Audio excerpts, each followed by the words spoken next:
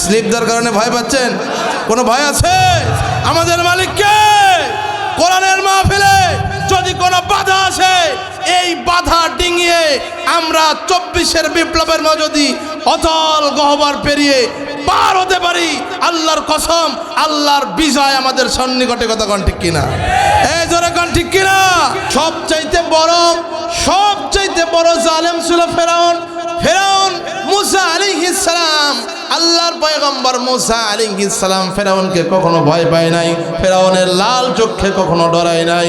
আল্লাহ সুবহানাহু ওয়া তাআলা মুহাম্মদুর রাসূলুল্লাহ সাল্লাল্লাহু আলাইহি ওয়াসাল্লামকে যখন এই পৃথিবীর ময়দানে প্রেরণ করেছিলেন, তখন আবু জাহাল, আবু লাহাব, উতবা, সাইবা ছিল সবচাইতে বড় দালাল, সবচাইতে তারা ছিল জালেম। আল্লাহর রাসূল তাদেরকেও ভয় পায় নাই। কথা বলেন ঠিক কিনা? এই জন্য কোন দালাল, কোন বেঈমান, কোন মূর্তি পূজক, এমনকি কোন দুনিয়াদারের কোনো পরোয়া নাই, কোনো ভয় নাই।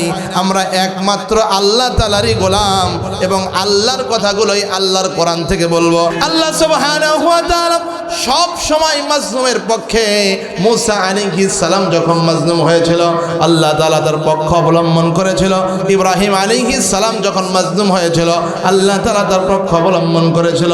ঠিক তদ্রুপ 1757 সালে যখন এই বাংলাদেশ সব ভারতীয় উপমহাদেশ ব্রিটিশদের হাতে চলে গিয়েছিল, 1757 সালের 23 জুন, ওই সময়ও আল্লাহ তাআলা মাজলুমদের পক্ষ অবলম্বন করেছিল, যার কারণে 1947 সালে ভারত পাকিস্তান বিভক্ত হয়েছিল। কথা কোন ঠিক কিনা? আবার যখন পাকিস্তান এই বাংলার নিরীহ মানুষের উপরে, মাজলুমদের উপরে যখন অত্যাচার শুরু করে দিল, তখন আল্লাহ সুবহানাহু ওয়া তাআলা বাংলাদেশের মানুষের উপরে রহম করলেন। 1971 সালের আল্লাহ সুবহানাহু ওয়া তাআলা 16 ডিসেম্বর বাংলার জমিনকে একটা স্বাধীন এবং সার্বভৌম জমিন হিসেবে মুসলমানদের করায়ত্ত করে দিলেন। কথা কোন ঠিক কিনা? 1,47,570 বর্গ কিলোমিটারের ভিতরে আমরা যারা বসবাস করি, মুসলমানদের এই সংখ্যাগরিষ্ঠ মুসলমানদের দেশের ভিতরে যেন কোনো অমুসলিম কার্যক্রম, তার মানে হচ্ছে আল্লাহ এবং তার রসুলের বিরুদ্ধে কার্যক্রম না চলে, এই জন্য আমাদের সজাগ দৃষ্টি রাখতে হবে। কথা বলেন ঠিক কিনা? সবচাইতে জালেমদের ভিতরে বড় একজন জালেম ছিলেন, নাম হচ্ছে আব্রাহা। এই আব্রাহার কাজ ছিল, আব্রাহা মুসলমানদেরকে ওই সময় সমসাময়িক যারা ঈসা আলাইহিস সালামের নবুয়তির দাবি করে এবং তা মান্য করেছিল, এই ঈসা আলাইহিস সালামের দিন মান্য করে তারা মুসলমান হয়েছিল। আব্রাহাম ওই সময় যদিও নামে মাত্র ছিল মুসলমান অথবা নামে মাত্র ছিল ধর্মগুরু, কিন্তু তার জুলুম করাই হচ্ছে প্রধান কাজ। মানুষের উপরে জুলুম করত, অত্যাচার করত। তামাম এলাকার যত মানুষ ছিল, ইয়ামেনের যত মানুষ ছিল, ওই মানুষের উপরে জুলুম অত্যাচারের স্টিম রোলার চালাইত। এক পর্যায়ে লক্ষ্য করে দেখা গেল, ইউসুফ জুনে আজের পরে যখন আব্রাহা ক্ষমতায় আসলো, ক্ষমতার মসনদে বসে আব্রাহা তার যারা নেতা এবং নেত্রী ছিল তাদেরকে খুশি করার জন্য চিন্তা করলো, এই এলাকায় যারা আরবীয় ইব্রাহিম আলাইহিস সালামের অনুসরণকারী আছে, যারা ঈসা আলাইহিস সালামের অনুসরণকারী আছে, তারা এই আরবের একটা অঞ্চল আছে, যে অঞ্চলের নাম হচ্ছে বাক্কা, বর্তমান নাম মক্কা। এখানে একটা আল্লাহর ঘর আছে যার নাম হচ্ছে বাইতুল্লাহ। এই বাইতুল্লাহ প্রতি বছর হজের মৌসুমে হজ করে, কিন্তু আমার এলাকায় তারা ওই সময় থাকে না। আব্রাহা চিন্তা করলো, ক্ষমতার মসনদে বসে রক্ত পিপাসু হয়ে গেল, আর চিন্তা করলো যে আমি আমার এলাকায় বিশাল বড় একটা ঘর নির্মাণ করব, যে ঘর নির্মাণ করে দেখাই দেব মুসলমানদের ঘর বাইতুল্লাহর চাইতে আমার ঘর উত্তম। জোরে কন্যা উযুবিল্লাহ। আল্লাহ সুবহানাহু ওয়া তাআলা বলছেন আল্লাহর কোরআন থেকে, আলাম তারা কাইফা ফাআলা রাব্বুকা বিআসহাবিল ফিল। জোরে কোন আল্লাহু আকবার। ও রাসূল, আপনার পূর্বে হস্তিওয়ালা যে বাহিনী ছিল, ওই বাহিনী এসেছিল আমার কাবা ঘর ভাঙতে। সুতরাং আমি আল্লাহ আপনাকে বলতেছি, আলাম তারা কাইফা ফাআলা রাব্বুকা বিআসহাবিল ফিল, আপনি কি দেখেন নাই হস্তি বাহিনীর সঙ্গে আমি আল্লাহ কি আচরণ করেছি। ঘটনা সংঘটিত হয়েছিল আল্লাহর রাসূল সাল্লাল্লাহু আলাইহি ওয়াসাল্লামের জন্মের 2 মাস আগে। আমার দিকে তাকান, কোন রেওয়ায়েত বলতেছে 49 দিন আগে, কোন রেওয়ায়েত বলতেছে 2 মাস আগে। 2 মাস আগে যে ঘটনা সংঘটিত হয়েছিল, এই ঘটনাটা আল্লাহ রাব্বুল আলামিন 40 বছরের নবুয়ত দান করেছেন। তার মানে 40 বছর পর আবার যখন কয়েক বছর চলে গেছে, আল্লাহ তাআলা মক্কায় সূরাতুল ফিল নাযিল করে জানায় দিচ্ছে, নবী হে আপনি কি দেখেন নাই যে হস্তি বাহিনীর সঙ্গে আমি আল্লাহ কি আচরণ করেছি। আমার প্রশ্ন হচ্ছে, হস্তি বাহিনী চলে গেছে আল্লাহর রাসূল জন্মের 2 মাস আগে, কিন্তু আল্লাহ তাআলা কেন বললেন হস্তি বাহিনীর সঙ্গে কি আচরণ করছি? এর অর্থ হচ্ছে এটাই, সেটা হচ্ছে হস্তি বাহিনীর যে ঘটনা, এটা এতটাই ভাইরাল ছিল, এতটাই প্রসিদ্ধ ছিল। এই ঘটনা ভাইরাল এবং প্রসিদ্ধ হওয়ার কারণে আল্লাহ সুবহানাহু ওয়া তাআলা এই ঘটনাটা রাসূলকে দেখার জন্য বলতেছেন, জোরে কোন সুবহানাল্লাহ।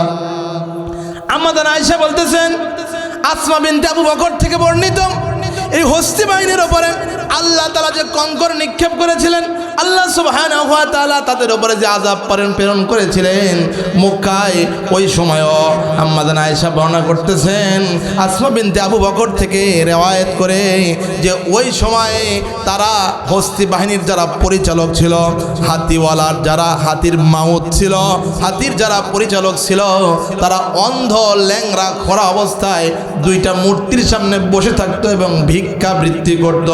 এই জন্য আল্লাহ সুবহানাহু ওয়া তাআলার এই ঘটনাটা এত ভাইরাল হওয়ার মূল কারণ হচ্ছে আল্লাহ তাআলা দেখাই দিয়েছেন তামাম পৃথিবীর ভিতরে আল্লাহর সঙ্গে যারা পাল্লা দিতে আসে, আল্লাহ আব্রাহার মতো উড়ায় দেয় তাদের কাল্লা। কতক্ষণ ঠিক কিনা? আল্লাহর সঙ্গে যারা দিবে পাল্লা, আল্লাহ উড়াই দিবে তাদের কাল্লা। প্রিয় ভাইরা আমার, আজকের আলোচনার হেডলাইন হচ্ছে হস্তি বাহিনীর ওই অপরাধ, যে অপরাধটা করেছিল, এই অপরাধের কারণে যে অপরাধটা তো করেছিল, এই অপরাধটা এত মারাত্মক ছিল যার কারণে আল্লাহ সুবহানাহু ওয়া তাআলা আসমান থেকে তাদের উপরে গজব নাজিল করেছেন। জোরে সোরে কোন সুবহানাল্লাহ। আবরাহা ছিল জালেম, মাজলুম, মুসলমানদের হক নষ্ট করত।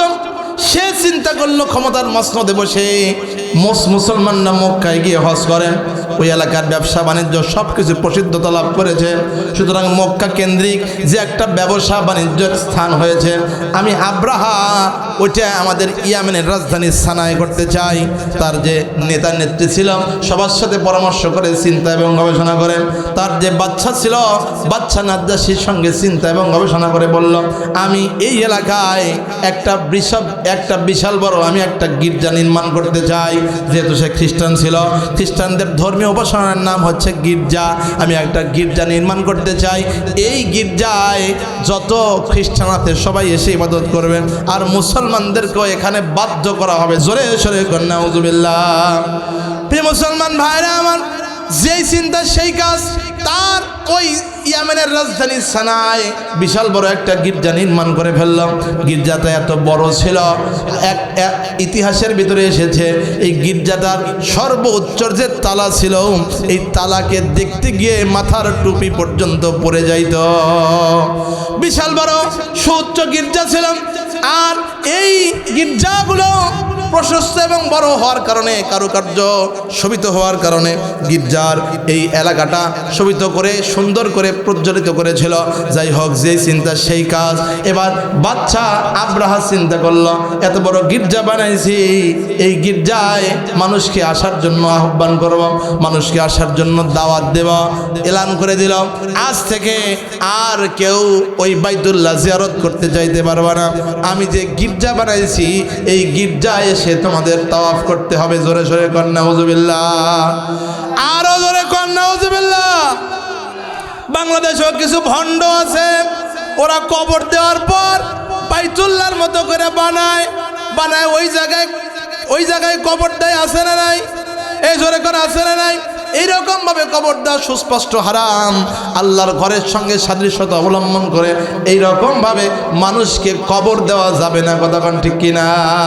আরও কিছু ভণ্ড আছে, ওরা আবার বলে আমার দরবারে এসে আমার এই বাইতুল্লাহ জিয়ারত করলে, মানে ওরা বাঁশের বেড়া দিয়ে একটা বাইতুল্লাহ বানাইছে, এটা জিয়ারত করলে আর হজমরা করা লাগবে না। সাধারণ কিছু মানুষ ওদের ফান্দে পড়ে সর্বশান্ত হয়ে নিঃশেষ হয়ে সব টাকা পয়সা হারায়া ওরা দুনিয়াতেই জাহান্নাম কামাই করতেছে। কথা কোন ঠিক কিনা? আব্রাহাম এরকম ছল চাতুরি শুরু করে দিল ক্ষমতার মসনদে বসে। আব্রাহা চিন্তা করলাম, আমি যদি এই জায়গায় সবকিছু চালু করতে পারি, ইয়েমেনের রাজধানী সানা হবে সবচাইতে প্রসিদ্ধ এলাকা। আব্রাহার আহ্বানে এলাকার খুব একটা লোকজন সাড়া দিল না, যেহেতু তারা একত্ববাদী খোদা আল্লাহ সুবহানাহু ওয়া তাআলার বান্দা এবং গোলাম ছিল।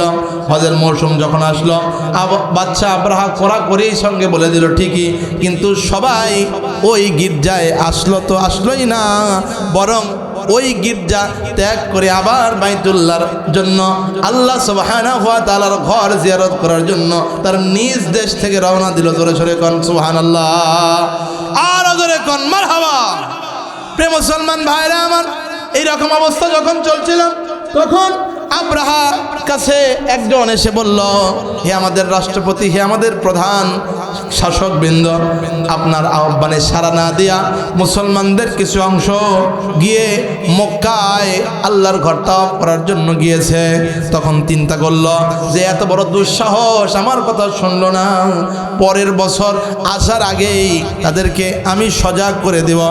আস্তে আস্তে করে যখন তাদেরকে পাকড়াও করার ব্যবস্থা করলো, মুসলমানদের ধর্মের থেকে বিরত রাখার ব্যবস্থা করলো, মুসলমানদের ভিতরে এক অংশ ফুসে উঠল। দুইটা রেওয়ায়েত পাওয়া যায়, তার এলাকার একজন মানুষ যে ছিল এক আল্লাহর গোলাম, ওই এক আল্লাহর গোলামি করত, আর এই আব্রাহা এই এলাকায় দাওয়াত দেওয়ার কারণে সে আব্রাহার এই জায়গাটা ত্যাগ করে এক পর্যায়ে আল্লাহ সুবহানাহু ওয়া তাআলার সন্তুষ্টির জন্য রাগান্বিত হল। আর মনে মনে চিন্তা করলো, মনে মনে গবেষণা করলো, যেভাবেই হোক তার এই ভণ্ডখানা নষ্ট করতে হবে। যে চিন্তা সেই কাজ। কোনো কোনো রেওয়ায়েত প্রমাণ করে যে একজন, অথবা কোনো কোনো রেওয়ায়েত প্রমাণ করে যে ওই কুরাইশদের ভিতরে একদল লোক আসলো এই এলাকায়। আসার পরে রাতের অন্ধকারে তারা এই গির্জার ভিতরে ঢুকলো। ঢোকার পরে তারা ওই গির্জায় মল ত্যাগ করলো, পেশাব পায়খানা করে গির্জাটা নষ্ট করে দিল। তারা সর্বনিকৃষ্ট কাজ করে ওই এলাকাটা, ওই গির্জাটা নষ্ট করে ওই জায়গার থেকে নিজের দেশে অথবা নিজ এলাকায় চলে গেল। প্রধান পুরোহিত যখন সকালবেলায় উপাসনা করার জন্য আসলো, আসার পরে তার মেজাজ গরম হয়ে গেছে। কিরে, গতকাল কত সুন্দর আতর গোলাপ চন্দন লাগায় চলে গেলাম, কিন্তু আজকে হঠাৎ করে গির্জার এরকম অবস্থা হওয়ার কারণ কি? তারা ধরে ফেলল নিঃসন্দেহে ওই যে দল এসেছিল তারাই নষ্ট করেছে। ওই সংবাদ চলে গেল আব্রাহার কাছে। আব্রাহার কাছে যখন সংবাদটা চলে গেল, আব্রাহা তেলে বেগুনে এতটাই জ্বলে উঠল যে আর ছাড় দেওয়া হবে না। ওই ইব্রাহিম আলাইহিস সালামের ভিত্তিপ্রস্তর করা ওই বাইতুল্লাহ ধ্বংস করার আগ পর্যন্ত আর আমি আব্রাহা থামবো না। একটু জোরে সরে কন্যা উযুবিল্লাহ।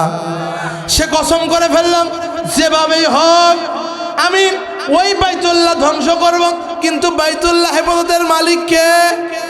জোর হলো না কে? বাইতুল্লাহ হেফাজতের মালিক একমাত্র আল্লাহ। আল্লাহর সঙ্গে যারা দেয় পাল্লা, আল্লাহ উড়ায় দেয় তাদের কাল্লা। একটু জোরে সরে কোন ঠিক কিনা? প্রিয় মুসলমান ভাইরা আমার, যেই চিন্তা সেই কাজ। বাহিনী তৈরি হয়ে গেল। তার যে সেনাপতি ছিল, সেনাপতিকে নির্দেশ দেওয়া হলো, বাহিনী তৈরি হয়ে গেল। মুফাসসিরের কিতাবের ভিতরে এসেছে, আল্লাহ সুবহানাহু ওয়া তাআলা এই ঘটনাটা রেকর্ড করেছেন। এর সার নির্যাস এক পর্যায়ে বলতেছে, তাফসিরে কুরতুবির ভিতরে এসেছে, সৈন্য সংখ্যা ছিল 20,000। জোরে কোন কয় হাজার? আরো জোরে কোন কয় হাজার? অন্যান্য তাফসিরের ভিতরে এসেছে, কেউ কেউ বলতেছে না 20,000 না 12,000। 12 হোক আর 20 হোক, যেটাই হোক, 12,000 হলেও মক্কার ওই এলাকার লোক সংখ্যার চাইতো সেনাবাহিনীর সংখ্যা বেশি।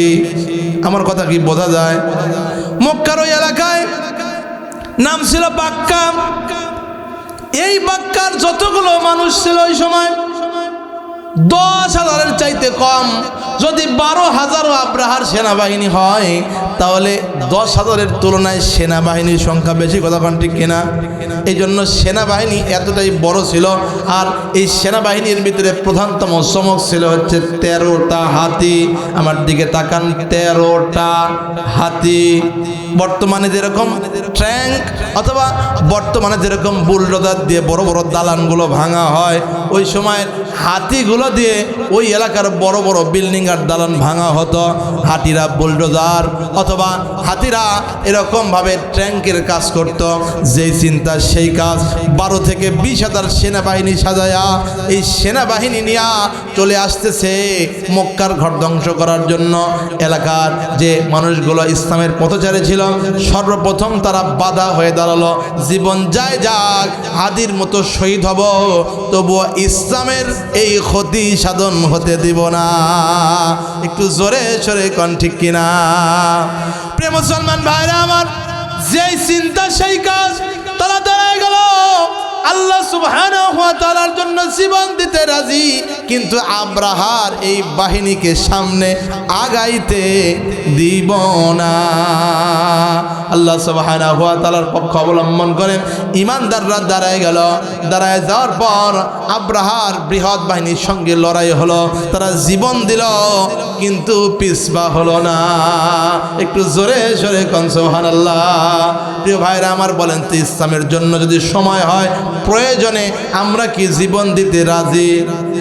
জোরে কোন রাজি? কারা কারা রাজি? দুহাত তুলে আল্লাহকে দেখাই। লিল্লাহে তাকবীর, নারায়ে তাকবীর। আমার একটা স্বপ্ন পূরণ করো ওগো দয়াময়, তোমার পথে চলতে গিয়ে মরণ যেন হয় আমার, তোমার কথা বলতে গিয়ে মরণ যেন হয়। ঠিক কিনা বলেন না? আমার একটা স্বপ্ন পূরণ করো ওগো দয়াময়, তোমার পথে চলতে গিয়ে মরণ যেন হয় আমার, তোমার কথা বলতে গিয়ে মরণ যেন হয়। আমি অটল যেন থাকতে পারি আল কোরআনের পথে, ধৈর্য নিয়ে ডাকতে পারি দিন কায়েমের সাথে। আমায় ধৈর্য দিও, সাহস দিও, না পাই যেন ভয়, তোমার পথে চলতে গিয়ে মরণ যেন হয় আমার, তোমার কথা বলতে গিয়ে মরণ যেন হয়। একটু জোরে সরে কোন আল্লাহুম্মা আমিন। ভাইরা আমার, আব্রাহার সামনে চলা দেখে আবার আরো এক দল, আরো এক জামাত দাঁড়ায় গেল, কিন্তু আব্রাহা তাদেরকে পাত্তা দিল না। তাদেরকে মিসমার করে ধ্বংস করে শেষ করে দিল। সামনের দিকে অগ্রসর হওয়া শুরু করে দিল। চলে গেল তায়েফের দিকে। তায়েফ দিয়ে ওই জায়গায় মিনা মুজদালিফা দিয়ে মক্কা শরীফ ধ্বংস করার জন্য আসবে। তায়েফের ময়দানে আবু রিগাল নামে একটা নেতা ছিল। আবু রিগাল মনে হয় চিন্তা করলো যে মনে হয় বাধা দেবে, কিন্তু মুনাফেকের ভূমিকা পালন করলো। লাতের একটা মন্দির ছিল, তারা ছিল পৌত্তলিক। এই লাতের মন্দির যেন না ভাঙে এই চুক্তিতে তারা আব্রাহার সঙ্গে সমঝোতা করলো। আব্রাহাকে বলল, আমরা আপনার পথ দেখাবো, কিন্তু আপনি আমাদের মন্দির ভাঙবেন না। মুনাফেক প্রতিটা এলাকায় সমাজে আছে, কথা কোন ঠিক কিনা? ওদের যুদ্ধের ময়দানে আল্লাহ রসুল যখন 1000 বাহিনী নিয়ে এসেছিল, কাফেররা এসেছিল 3000। আল্লাহ সুবহানাহু ওয়া তাআলার জন্য দিন জিন্দা করার জন্য 1000-এর ভিতরে অরিজিনাল এসেছিল 700, আর 300 ছিল মুনাফিক। আল্লাহ রসুল যখন যুদ্ধ শুরু করবেন 300 মুনাফিক বলতেছে আমরা আপনার সাথে নাই। জোরে সরে কর নাউজুবিল্লাহ। আল্লাহ রসুল বললেন, তোমরা না যুদ্ধ করার জন্য আসলে, আমার সঙ্গে এখন কেন থাকবে না? কয়, আমরা বলেছিলাম মক্কার ভিতর মদিনার কাছে যুদ্ধ হবে, মহিলারা উপর থেকে ছাদ থেকে প্রস্তর নিক্ষেপ করে সাহায্য করবে। আপনি আমাদের টেনে এনেছেন অনেক দূরে উহুদের প্রান্তরে, এই জায়গায় আমরা কি যুদ্ধ করে মরবো নাকি? মুনাফিকদের ভয় হচ্ছে মৃত্যুর, কথা কোন ঠিক কিনা? আর ঈমানদারদের ভয় নাই, ওদের দোয়াই হচ্ছে আল্লাহ আমার জীবনটাকে শহীদ হওয়ার তৌফিক দেন। জোরে সরে কোন আল্লাহুম্মা আমিন। এই জায়গায় আবু রিগাল মুনাফিকের ভূমিকা পালন করলাম। সে আব্রাহার সঙ্গে সন্ধি করলাম যে লাতের যে মন্দিরটা আছে এই মন্দিরটা আপনি রক্ষা করবেন, ভাঙবেন না। আমরা আপনার পথ দেখাই দেব। আবু রিগাল আস্তে আস্তে মক্কার একটা এলাকায় এসে ওই জায়গায় মারা গিয়েছিল, আর ওই জায়গায় তাকে কবর দেওয়া হয়েছিল।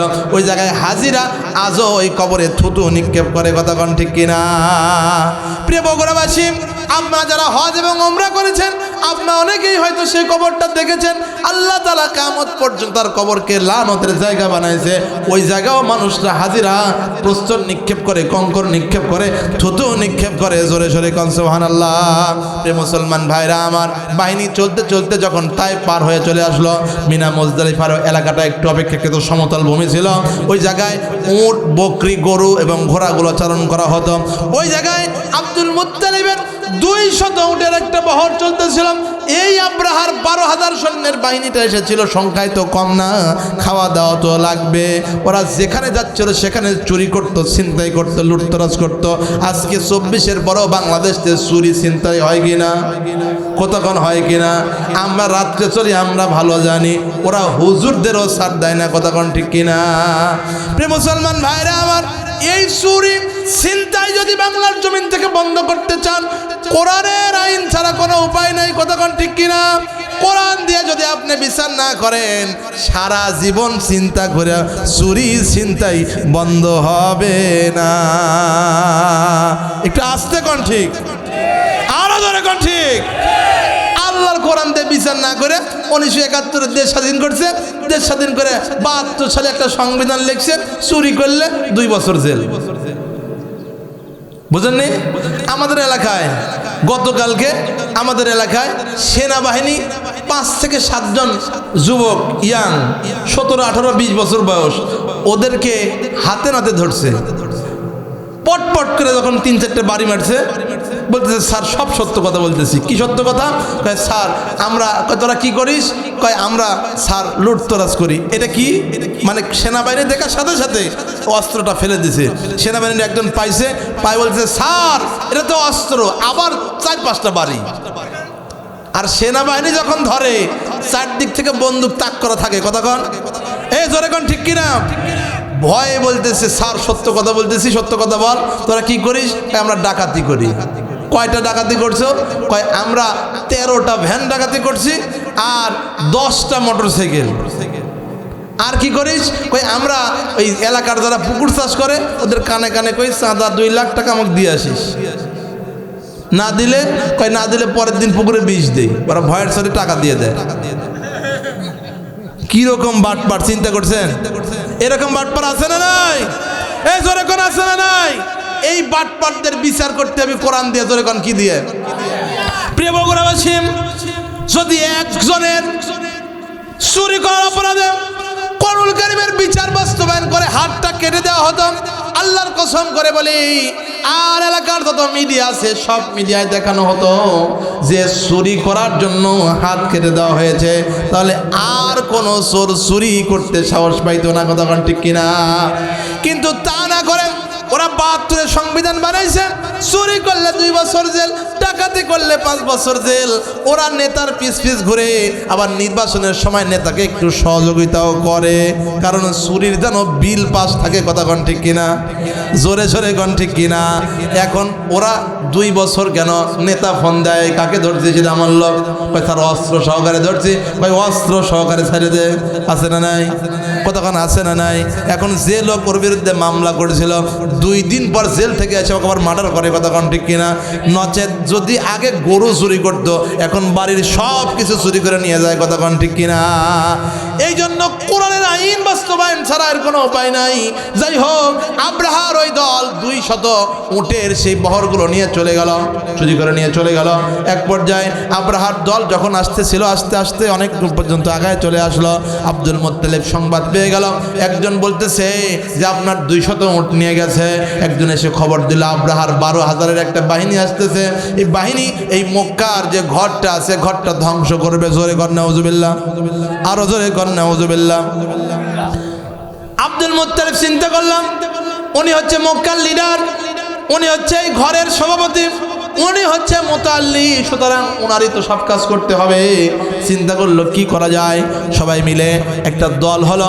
আব্দুল মুত্তালিব যে দলের লিডার, সবাই কমিটির সব লোক গিয়ে চলে গেল, উপস্থিত হলো বাদশা নাজ্জাশীর কাছে।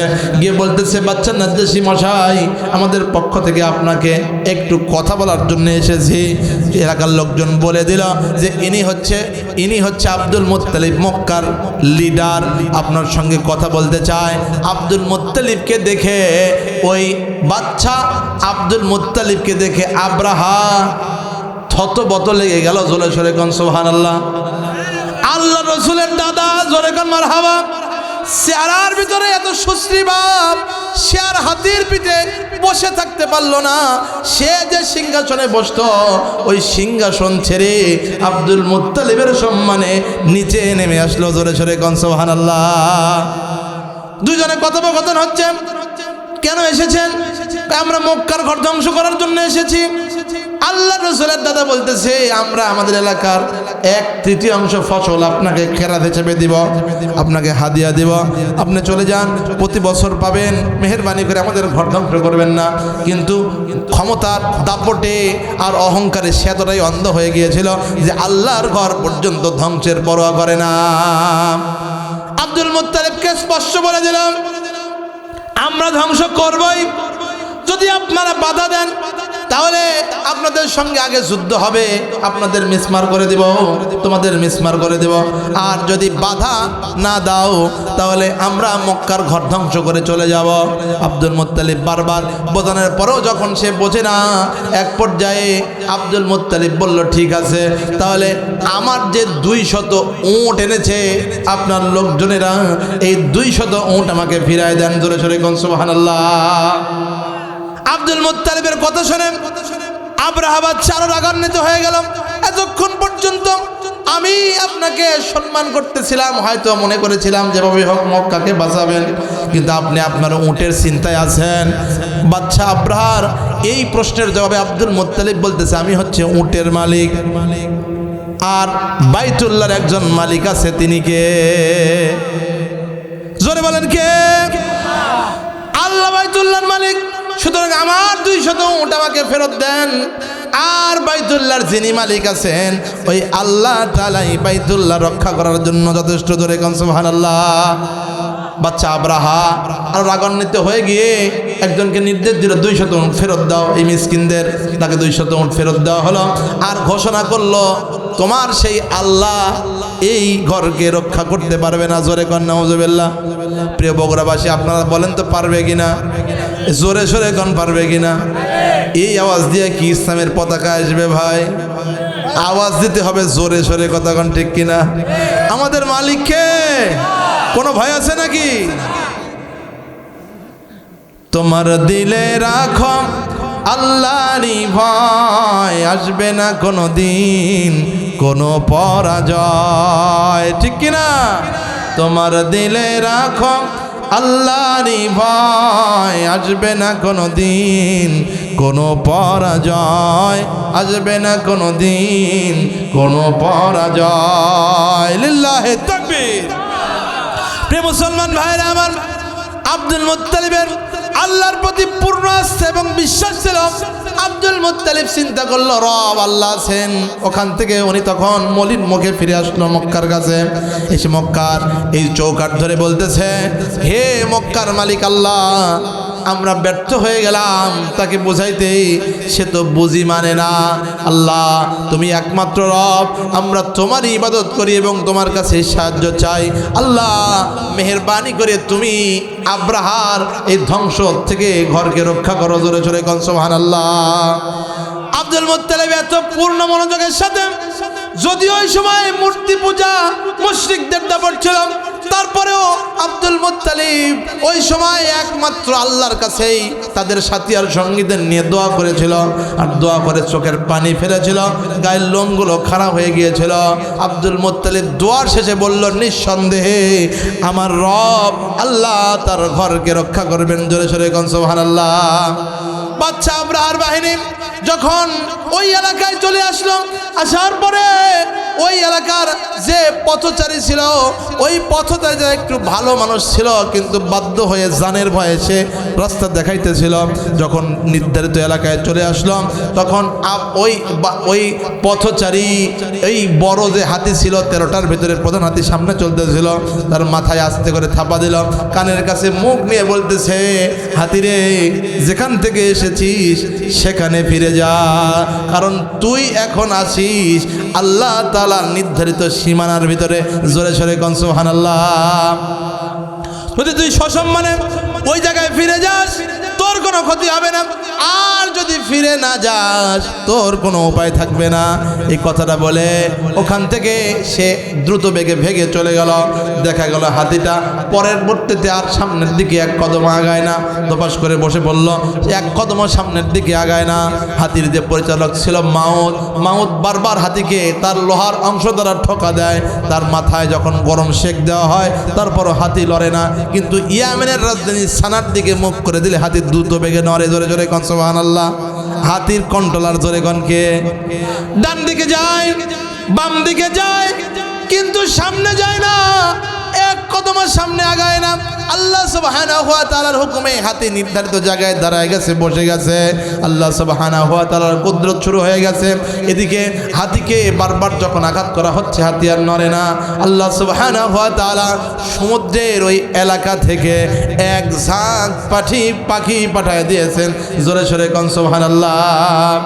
এই ঘটনাটাই আল্লাহ তাআলা কোরআনুল কারীমে সূরাতুল ফিলের 5টা আয়াতের ভিতরে ঘোষণা করছেন, আলাম তারা কাইফা ফাআলা রাব্বুকা বিআসহাবিল ফিল। আল্লাহু আকবার। নবী আপনি কি দেখেন নাই ওই হস্তি বাহিনীর সঙ্গে আমি আল্লাহ কি আচরণ করেছি? আলাম ইয়াজআল কাইদাহুম ফি তাদলিল। আল্লাহু আকবার। আমি কি তাদের কৌশল ব্যর্থ করে যাই নাই? আমি আল্লাহ তাদের চক্রান্ত ব্যর্থ করে দেই নাই? তারা যে চক্রান্ত করে এসেছিল আমার ঘর ধ্বংস করার জন্য, আমি আল্লাহ কি তা ব্যর্থ করে দেই নাই? তায়রান আবাবিল তারমিহিম বিহিজারাতিম মিন সিজ্জিল। জোরে সোরে কোন আল্লাহু আকবার। আমার দিকে তাকান, আল্লাহ তাআলা বলছেন তায়রান আবাবিল, ঝাঁকে ঝাঁকে আমি আল্লাহ পাখি পাঠাইছি, যে পাখিগুলো ছিল কবুতরের চাইতে ছোট আর চড়াই পাখির চাইতে বড়। প্রত্যেক পাখির ঠোঁটে একটা করে আমি আল্লাহ রাব্বুল আলামিন একটা করে নুরি পাথর, একটা করে মাটির তৈরি পাথর আমি আল্লাহ সুবহানাহু ওয়া তাআলা তার ঠোঁটে দিয়েছিলাম। আর দুই পায়ের ভিতরে দুইটা ছিল পাথর। আল্লাহ সুবহানাহু ওয়া তাআলা বলছেন তারমিহিম বিহিজারাতিম মিন সিজ্জিল। সিজ্জিল বলা হয় ওই সকল জিনিসকে যে জিনিসটা মাটির তৈরি কিন্তু আগুনে পোড়ানোর পর যেরকম হয়। আপনাদের এলাকায় যে জাল আছে, ওই জাল দ্বারা, যে ফর্সা জাল দ্বারা মাছ মারা হয়, জালের নিচের কাঁটি থাকে, ওটা কি দিয়ে বানান? লোহা দিয়ে বানান। আর জমিনে যে সকল জাল আছে তার মানে ওই জালকে কারেন্ট জাল বলা হয়। ওই কারেন্ট জালের নিচে কি দেন? মাটির কাঠি। আল্লাহ তাআলা বলছেন সিজ্জিল, মাটি আগুনে পুড়াইয়া মসুরের ডালের যে একটা দানা আছে ওই দানার মতো যদি ছোট বানান, ওটা কি মাথার উপর দিলে আপনি মরে যাবেন? কতক্ষণ যাবেন নাকি? আল্লাহ তাআলা বলতেছেন জালেমকে আমি আল্লাহ কিভাবে ধ্বংস করে দেখো। তারমিহিম বিহিজারাতিম মিন সিজ্জিল। আমি আল্লাহ ওই মাটির তৈরি পাথর, একটু মাটিগুলো যখন গুঁড়ি বানায়া মসুরের ডালের মতো বানায়া আগুনে পুড়ায়া ওটা পাখির মুখের ভিতরে দিয়েছি, ওই রকম পাথর, ওই রকম জিনিস দিয়েছি। আর পাখিটার টার্গেট মিস করে না, সেখানে সেখানে ফেলে না। এই জিনিসগুলো নির্ধারিত জায়গায় যে তিনটা আছে, তিনটাই নাম লেখা আছে। যার মাথার উপরে এটা ফেলে ওর মাথা দিয়া ভিতরে ঢুকে আর পা দিয়া বের হয়ে জমিনের ভিতরে গেড়ে যায়। জোরে কোন সুবহানাল্লাহ। বাচ্চা আমরা সমস্ত সৈন্যকে 12 থেকে 20,000 সৈন্যকে আল্লাহ সুবহানাহু ওয়া তাআলা নিরীহ পাখির ঠোঁটে করে এই সিজিল নামক নুরি সামান্য মুসুরের মতো ডালের মতো দেখতে অথবা বুট বা ছলার মতো দেখতে পাথর দ্বারা আল্লাহ সুবহানাহু ওয়া তাআলা এমনভাবে মিসমার করে দিলেন। আল্লাহ রাব্বুল আলামিন ঘোষণা করছেন ফাজআলাহুম কাআসফিম মাকুল। জোরে সরে কোন সুবহানাল্লাহ। যার মাথার উপরে পড়ে আল্লাহ তাআলা বলতেছেন কাসফিম মাকুল। কাসফিম মাকুল বলা হয় ওই জিনিসকে কোনো ঘাস অথবা কোনো ঘাস জাতীয় জিনিস যদি কোনো পশু খায়, খাওয়ার পরে জাবর কাটে, ওই ঘাস দেখতে যেরকম হয় এই জাবর কাটা ঘাসের মতো, অথবা হাতির যে লাদি আছে, হাতি টয়লেট করার পর যে জিনিসটা দেখা যায় কলার গাছ খাওয়ার পর, এই রকম অবস্থা আমি আল্লাহ তাদেরকে করেছি। একটু জোরে সরে কোন সুবহানাল্লাহ। আল্লাহ ধরে ধরে ধরে না, ধরলে পারে ছাড়ে না, কতক্ষণ ঠিক কিনা? আল্লাহর ধরা এত শক্ত ধরা, আল্লাহ যদি ধরে তাহলে আল্লাহ সুবহানাহু ওয়া তাআলা ফেরাউনকে নীল নদে চুবায়া মারে, কতক্ষণ ঠিক কিনা? আল্লাহ যদি ধরে সাদ্দাতকে তার বেহেশতর দরজায় গিয়ে ধরে, এক কদমও সামনে আগাইতে দেয় না, কতক্ষণ ঠিক কিনা? আল্লাহ যদি ধরে এইরকম ভাবে ধরে যেরকম ভাবে ধরলে আল্লাহ সুবহানাহু ওয়া তাআলা দুপুর বেলায় রান্না করা আছে ভাত, ওই ভাতও খাওয়ার টাইম দেয় না। একটু জোরে জোরে কোন ঠিক কিনা? আরো জোরে কোন ঠিক কিনা? প্রিয় মুসলমান ভাইরা আমার, এই জন্য ইসলামের কথা বলতে যত বাধা আসবে, যত রক্ত যাবে, আল্লাহ তাআলা ইসলামের গতিকে আরো বাড়ায় দিবে, কথা কোন ঠিক কিনা? জোরে জোরে কোন ঠিক কিনা? প্রিয় মুসলমান ভাইরা আমার, এই জন্য মাজলুমের দোয়া আল্লাহ তাআলা সব সময় কবুল করেন। দেলোয়ার হোসেন সাইদি রহমাতুল্লাহ আলাইহির মতো আল্লাহর ওলিকে জেলের ভিতরে রাখা হয়েছে, কতক্ষণ ঠিক কিনা? জোরে জোরে কোন ঠিক কিনা? আল্লামা শাইখুল হাদিস মামুনুল হক দামাত বরকাতুহুল আলিয়ার মতো আল্লাহ সুবহানাহু ওয়া তাআলার একজন ওলির সন্তানকে জেলের ভিতরে রাখা হয়েছে। আরো হাজার হাজার আলেমরা জেলের ভিতরে থেকে কান্না করেছে, আল্লাহ আমাদের এই জালেমের কাঠগড়া থেকে বের করো। আল্লাহ তাআলা তাদের চোখের পানির কারণে বাংলাদেশকে আবার স্বাধীন করে দিয়েছে, কতক্ষণ ঠিক কিনা? এই জন্য জালেমরা কখনো নিস্তার পায় না, আল্লাহ সুবহানাহু ওয়া তাআলা তাদের বিপক্ষে দাঁড়ায় যায়। এই জন্য প্রিয় ভাইরা আমার, আমি আপনাদের খেদমতে যে কথা বলতে চাচ্ছিলাম, আব্রাহার এই বাহিনী, সমস্ত বাহিনীকে আল্লাহ তাআলা সর্বশান্ত করে দিলেন। সবাই যখন একদম বধির পঙ্গু, যার যার মাথার উপরে পড়েছে এই পশুর চর্বিত পশু খাওয়ার পরে যে জিনিসটা হয়ে যায়, আবার জাবর কাটার মতো আসে, ওই রকম আল্লাহ তাআলা বানায় দিয়েছে। কিন্তু আব্রাহাতে ওই জায়গায় মারে নাই। আব্রাহাকে শিক্ষা দেওয়ার জন্য আব্রাহাকে ল্যাংরা খরার পঙ্গু করে শরীরের ভিতরে বিভিন্ন জায়গায় ঘা দেখা দিয়েছে। আব্রাহা ভয়ের চোটে দাপটের সাথে গেছিল 12,000 সৈন্য নিয়ে, কিন্তু আজকে ভয়ের চোটে আব্রাহা বাড়ির দিকে রওনা দিয়েছে। যেই পর্যন্ত আব্রাহার হায়াত ছিল বাড়ি পর্যন্ত রওনা দিয়েছে, কিন্তু দাপটশালী এত বড় দাপটওয়ালা বাচ্চা, এই বাচ্চা আজকে আসছে মিসকিনের মতো, ফকিরের মতো, পুরা গা ঘা, তার গেটম্যানও দরজা খুলে দেয় না। জোরে কোন সুবহানাল্লাহ, আরো জোরে কোন মারহাবা। চৌকিদারও তার টাইম দেয় না। এই বেটাকে আব্রাহা নিজের পরিচয় নিজে দিছে, ওরা চিন্তা করতে সর্বনাশ গেল কি আর আসলো কি, কথা কন না কে? জোরে কন না কে? এই জন্য আল্লাহর সঙ্গে যারা আব্রাহার মতো দিবে পাল্লা, আল্লাহ উড়ায় দেবে তাদের কাল্লা। আল্লাহর সঙ্গে ফাজলামো করা যাবে? জোরে কন যাবে? ওয়াজ মেলা হয়েছে, এখন আমল নেন। আপনাদের এলাকায় বিয়ে বাদের অনুষ্ঠানে বক্স বাজে? বাজে নাকি? সত্যি বাজে? কে কে বাজান হাত জাগান তো? সব আল্লাহর ওলি। আজকে নিয়ত করতেছি, আজকে 26 সালের 10 জানুয়ারি যে মাহফিল হচ্ছে, এই মাহফিল আমরা নিয়ত করব, আর আমার ছেলে অথবা মেয়ে বোনের বিয়েতে গান বাজাবো না। জোরে গান ইনশাআল্লাহ। কারা কারা রাজি তারা তারা দুই হাত তুলে দেখান, আল্লাহ তাআলা কবুল করুক। জোরে গান আমিন, আরো জোরে আমিন। এই জন্য তাকবীর হবে জোরে সেরে। গান বাজনা যেখানে, যৌতুক আছে যেখানে, নারায়ে তাকবীর, আল কোরআনের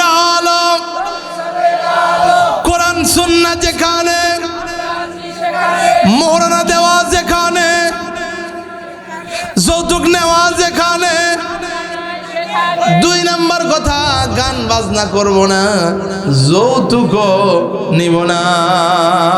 জোরে কোন ইনশাআল্লাহ, আরো জোরে কোন নাকি। অনেক হাজি সাহেব আছে, কয় ছেলে আমার মুফতি সাহেব, বড় বেটাক বিয়া দিছি, কিচ্ছু চাইনি, আমি কি হারাম খাওয়া লোক নাকি? কিন্তু ওরা আপোষে একটা মাইক্রো দিছে, সুবহানাল্লাহ। মানে চাইলই না, কিন্তু চাওয়ার বড়টা। কথা কন ঠিক কিনা? জোরে কন ঠিক কিনা? বড় ছেলেকে বিয়ে দিয়েছি, 1 টাকা যৌতুক নেয়নি, ছেলের বাপ 7 ভরি সোনা দিছে। আছে না নাই? কথা কন না একেবারে। আপনারা কি এই যৌতুকের পক্ষে না বিপক্ষে? তাহলে ছেলের বাপ যারা আছেন তারা কিন্তু বলা লাগবে আমরা যৌতুক নিব না। কতক্ষণ ঠিক কিনা? সেদিন ওয়াজ করেছি পাবনার ভিতরে, আমি বলছি যৌতুক আছে যেখানে, আমরা নাই সেখানে। এক চাচা বলতে, হুজুর আপনি ওয়াজ করেন তো। আমি বললাম চাচা এতক্ষণ কি হচ্ছে, এটা কি ওয়াজ না? সমাজের কানায় কানায় যৌতুক দিয়ে ভরে গেছে, না চাইলেও দেওয়া লাগে, না দিলে আবার বেটিকে একটু ঠোকা দেয়। তোমার বাপ তো কিছু দিল না, আমার বেটা চাইনি তাই কি হচ্ছে, এটা মোটরসাইকেল তো পাইল নি। কথা কর না কে? এই চাওয়া চাই যেখানে, আমরা নাই সেখানে। জোরে কর ইনশাআল্লাহ। শুধু তাই নয়, আরো হারাম দিয়ে ভরে গেছে। বিটির বিয়েতে মেয়ের বাপ একটু চাপেই থাকে, বলতেছে 200 বরযাত্রী যাবি। কয়শো? জোরে কোন কয়শো? কে তুমি কি ফকির হছো, তোমার বাড়িতে কি ভাত নাই? 200 বরযাত্রী তোমার কন্যার বাবার বাড়িতে না খাওয়ান লাগবি গা। কত কোন চাচা ঠিক কিনা? হ্যাঁ জোরে কোন ঠিক কিনা? আমি নিয়াত করেছি আমার বেটাকে বিয়ে দেব, 2 জন লোককে নিয়ে যাব, সাথে আমি যাব। আমার বেটাকে বিয়ে দেব 2 জন লোককে নিয়ে, এক হচ্ছে আমার বাবা আর এক হচ্ছে আমার শ্বশুর। কতক্ষণ ঠিক কিনা? আমি নিজে বেটার বিয়ে পড়ায় দেব আর সবাইকে দাওয়াত দেব, আসেন আমার বাড়িতে খাওয়ার দাওয়াত। আল্লাহ তাআলা এই বিয়েতে বরকত দান করুক। জোরে কোন আমিন, আরো জোরে আমিন। এই মুসলমান ভাইরা আমার, এই সুন্নাত অনুসরণ করে আমরা যদি আমাদের জিন্দেগি পরিচালনা করতে পারি, আল্লাহ তাআলা আসমান থেকে রহমতের দরজা খুলে দেবে, ওই বিয়ের ভিতরে আল্লাহ বরকত দিয়ে দেবে। আল্লাহ সুবহানাহু ওয়া তাআলা বিয়ের ব্যাপারে ঘোষণা করেছেন, ওয়া আনকিহুল আয়ামা মিনকুম ওয়াস-সালিহিনা মিন ইবাদিকুম ওয়া ইমাইকুম ইয়াকুনু ফুকারা ইগনিহিমুল্লাহু মিন ফাদলিহি ওয়াল্লাহু ওয়াসিউন আলিম। আল্লাহু আকবার। আল্লাহ তাআলা ঘোষণা করতেন, তোমাদের ভিতরে যারা আয়ামা আছে, তার মানে যারা অবিবাহিত আছে, অথবা বিয়ে করার পর বউ মারা গেছে, অথবা বিয়ে দেওয়ার পরে স্বামী মারা গেছে, এদেরকে আয়ামা বলা হয়। তোমাদের ভিতরে যারা আয়ামা আছে, আমি আল্লাহ তাদের অভিভাবককে বলতেছি, তাদের বাপকে বলতেছি, চাচাকে বলতেছি, দাদাকে বলতেছি, তোমরা তাদেরকে বিয়ে দিয়ে দাও। এমনকি তোমাদের যারা গোলাম আছে, কাজের লোক আছে, কাজের বিটি আছে, তাদেরকেও তোমরা বিয়ে দিয়ে দাও। যদি তারা গুনাহগার না হয়, যদি তারা অন্যায়কারী না হয়, তাহলে তাদেরকেও তোমরা বিয়ে দিয়ে দাও। এখন গোলামকে বিয়ে দিলে খাওয়া কি? কথা কোন ঠিক কিনা? আল্লাহ তাআলা বলতেছেন টেনশনের কোনো কারণ নাই, আল্লাহু ওয়াসিউন আলিম। আমি আল্লাহ নিজ অনুগ্রহে তাদেরকে ধনী বানায় দেব। ইউগনিহিমুল্লাহ, আমি আল্লাহ তাদেরকে ধনী বানায় দেব। আর ধনী বানানোর ক্ষেত্রে আমার কারো পরোয়া নাই। আল্লাহু ওয়াসিউন আলিম, সব সম্পদের মালিক আমি আল্লাহ। জোরে জোরে কোন সুবহানাল্লাহ। অনেক মানুষ চিন্তা করে সন্তানকে বিয়ে দিবে কবে? ভাই একটু প্রতিষ্ঠিত হয় লেখ, নিজের পায়ে দাঁড়ায় লেখ। চাচা আপনার সন্তান কি মানুষের পা দিয়ে হাঁটে? কথা কন নাকি আপনারা? দাদা বিয়ে করছে 13 বছর বয়সে, বাপ বিয়ে করছে 17 বছর বয়সে, মেয়ের বয়স হয়ে গেছে 38, তাও বিয়ে দেয় না। কথা কন নাকি আপনারা? আপনাদের দাদারা এই 13 বছর বয়সে বিয়ে করেনি? আমি নন্দীগ্রাম 20 জুলাই জুমার নামাজ পড়াইতাম। এক দাদা ছিল আবুল হোসেন দাদা। আবুল হোসেন দাদা বলতেছেন, নাতিরে আমি যখন বিয়ে করি তখন আমি ক্লাস 7-এ পড়ি। আমি বললাম দাদা তখন আপনার বয়স কত ছিল? দাদা বলতেছে 13 বছর। বললাম দাদির বয়স কত? কয় তোমার দাদি ক্লাস 3-তে পড়তো। এই 3 পড়ার মেয়ে বিয়ে করে এনে সংসার করা শুরু করেছে, ক্লাস 7-এর ছাত্র। পরবর্তীতে আল্লাহ তাআলা তাকে প্রাইমারি স্কুলের মাস্টার বানায় দিয়েছে। জোরে কোন সুবহানাল্লাহ। শুধু তাই নয়, দাদা বলতেছেন নাতিরে একে একে 3টা মেয়ে। আমার কোনোদিন মন খারাপ হয় হয় নাই, যাই নামাজ বিছায় 2 রাকাত নামাজ পড়লাম, আল্লাহকে বললাম আয় আল্লাহ যত বেটি ইচ্ছা দাও, বেটার মুখ না দেখায় মৃত্যু দিও না। একটু জোরে সরে কোন সুবহানাল্লাহ। পরবর্তীতে একে একে 2 বেটা 3 মেয়ে 2 ছেলে, আল্লাহ তাআলা এত বরকত দিছে, আল্লাহ রাব্বুল আলামিন কোনোদিন সম্পদের কোনো অভাব রাখে নাই। একটু জোরে সরে কোন সুবহানাল্লাহ।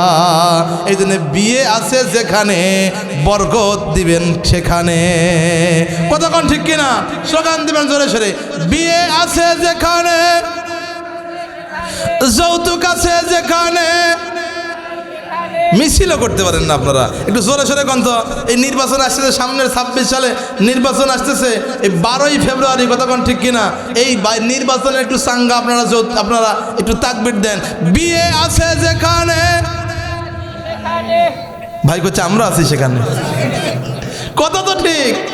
যৌতুক আছে যেখানে, আমি আমার মসজিদে বলে দিয়েছি খবরদার যে বিয়েতে বক্স আছে ওই বিয়েতে আমাকে কোনোদিন দাওয়াত দিবেন না। আর মেয়ের বাবাতে যে বিয়েতে অনুষ্ঠান হয় ওই বিয়ে আমি খাইতে যাব না। একটু জোরে সরে গান ঠিক কিনা? আপনাদেরকে বলে দেই, যদি মেয়ের বাড়িতে কেউ দাওয়াত দেয় আপনারা যাবেন না, রাজি আছেন? কত কর না, মন খারাপ হয়ে গেছে, মন খারাপ হয়ে গেছে। পিছনের ভাই করতে আমরা উঠে কেন মনে হয়? কে ব্যাপার, কি ব্যাপার? মেয়ের বাড়িতে খাওয়া হারাম, যাবেন ঠিক আছে, কিন্তু ছেলের পক্ষ থেকে না। কথা কি বুঝতেছেন? ছেলের পক্ষ থেকে 200 বরযাত্রীর ভিতরে আপনি একজন কমলে তো 199টা হয়। কতক্ষণ না কে 50 জন যদি কয় ভাই আমি এই মেয়ের বাড়ির বিয়ের দাওয়াত খাই যাব না, ওই ছেলের বাপ বাধ্য হবে কবি 150 বরযাত্রী, 50 জন তো কমলো। 26 সালে 50 জন কমো, ইসলামিক সরকার আসলে আরো কমাবো। কথা কন না কে? এই বিটির বাড়ির যা ফাঁকি দেওয়া আর বেটার বইয়ের বাড়ির যা খাওয়া, ওই হাজিগিরি ছুটাই দেবো। কথা কন ঠিক কিনা? জোরে কন ঠিক কিনা? এই জন্য 1 নম্বর এই সমস্যাটা আমাদের দূর করতে হবে। 4 থেকে 5 জন যায় আপনার ছেলের বিয়ে দিনে চলে আসবেন, আর বিয়ের অনুষ্ঠানে কোনো গান বাজনা, ঢোল আর হলুদ বদলও হবে না। কতক্ষণ ঠিক কিনা? অনেক এলাকা আছে যে এলাকায় বিয়ের 3 দিন আগে বক্স বাজানো শুরু হয়। আবার শুধু তাই নয়, ওই এলাকায় হলুদ দেওয়ার প্রচলন আছে। একটা ইয়াং মহিলা ছেলের গায়ে কেন হাত দেবেন?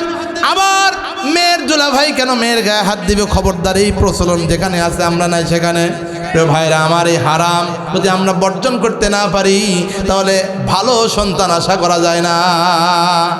একটা কাঁজিয়া ডিম থেকে যেরকম মুরগির বাচ্চা আশা করা যায় না, আপনার ছেলের বইয়ের চরিত্র যদি খারাপ হয়, অথবা আগে যদি কেউ তাকে স্পর্শ করে থাকে কক্সবাজার নিয়ে, আগে যদি তার সঙ্গে কেউ নাইট হোল্ড করে থাকে, তাহলে তার কাছ থেকে ভালো সন্তান তো দূরের কথা, যে সন্তান হবে হজরত মাওলানা ডিপ জল। কথা কন ঠিক কিনা?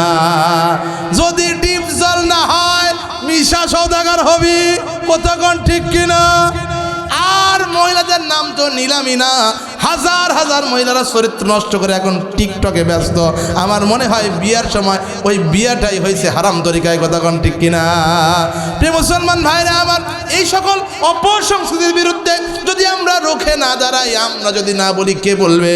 এই জন্য আল কোরআনের আলো সংসদে জ্বালাবো আমরা, অবশ্যই আগে জ্বালাতে হবে ঘরের ভিতরে। এখন দেখতে চাই ওই সকল ছেলের বাবার হাত যারা আমরা যৌতুক নিব না। আমিও আপনাদের সাথে আছি একজন, দাদা 1 ছেলের বাপ 1 হাত, 2 ছেলের বাপ 2 হাত জাগান দিয়ে আমরা যৌতুক নিব না ইনশাআল্লাহ। জোরে কর না কে? এত ভয় বাড়ে মানুষের টাকা নিবি, এত লোভ লালসা। আপনারা হাত তুলেন না কে? আপনারা সালবল বিয়া আছে, নাতি পুতিক নিবেন না, হাত জাগান, কত কম হবে? কতক্ষণ ঠিক কিনা? এই আপনারা আমার পক্ষে নাই নাকি? সবাই পক্ষে আছেন? কারা কারা আছেন তারা বিয়ে করেননি, তারা হাত জাগানতে বেটা হলে নিব না, ঠিক কিনা? এই জোরে কন। এই ভাই ভিডিও করেন। এই যারা বিয়ে করেন নাই তারাও হাত জাগান, যারা বিয়ে করেন নাই তোমরা হাত জাগাও যে বেটা হলে নিব না ইনশাআল্লাহ। কন বেটা হলে নিব না, আর বিটির বিয়ে দিব না ইনশাআল্লাহ। যৌতুকের আছে যেখানে, আমরা নাই সেখানে। নারায়ে তাকবীর, লিল্লাহে তাকবীর। আল কোরআনের আলো। প্রিয় মুসলমান ভাইরা আমার, আসুন না পরবর্তী স্টেজে যাই। আল্লাহ সুবহানাহু ওয়া তাআলা এই কোরআনুল কারীমের ভিতরে যতগুলো আয়াত নাজিল করেছে এর ভিতরে খালি শিক্ষার শিক্ষা। এখন আসবে পিতামাতার পক্ষের ওয়াজ। আল্লাহ সুবহানাহু ওয়া তাআলা তাদেরকে সন্তান দিয়েছে, তারা হয়েছে পিতামাতা। সন্তানের ব্যাপারে পিতামাতার সঙ্গে ভালো আচরণ করার কথা আল্লাহ তাআলা বলতেছেন।